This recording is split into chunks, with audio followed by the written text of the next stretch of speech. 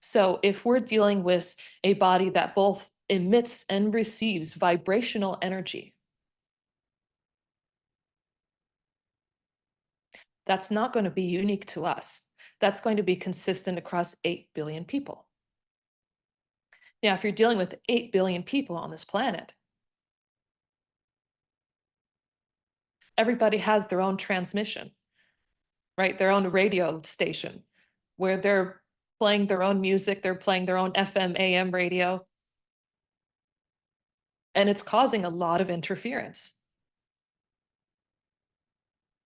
It's going to really jumble up your ability to perceive life directly, to perceive life clearly, to see the truth amongst all the smog of human consciousness. Because you're receiving the communication of everybody around you, their own vibrations, their own emotions, their own feelings, their own wants, their own perceptions, their own thoughts have vibration. In the same way, right? Your thoughts triggered, different physiological responses in your body. In the same way, they also emit out into the world and create physiological and emotional responses in other people,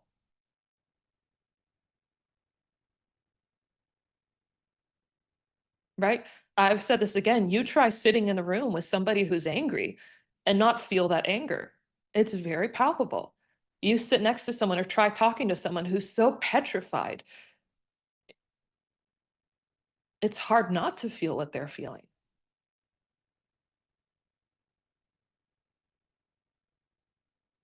That is why environment is so vital. It's so important. And in some cases, right, we always like to think, especially from like a Western, culture or American culture, that where there's a will, there's a way. If we can push through something, we can make anything happen. And we don't realize that willpower takes an extreme amount of energy.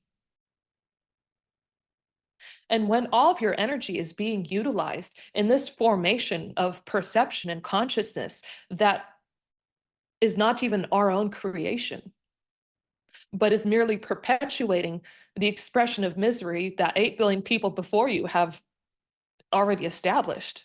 In fact, more than that,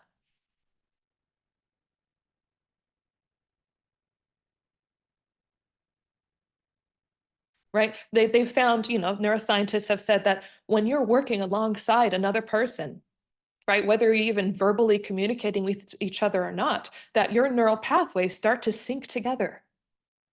They sync together. How scary can that be if you're with somebody who is what Guruji would say, like a parasite in your life, or somebody who maybe doesn't like you or wants the worst for you, or maybe somebody who, maybe they're just not the brightest,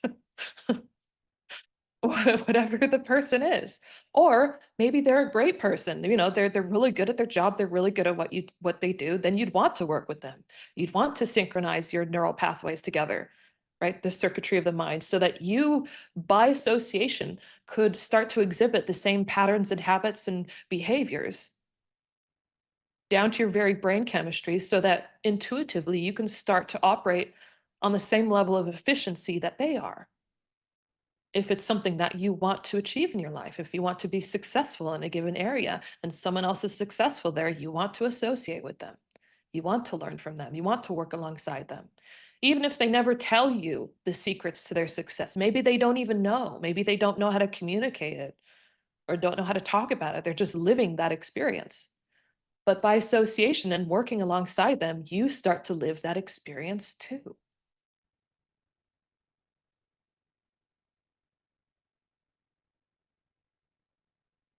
Another thing that neuroscientists are mystified by, but can be easily explained by consciousness.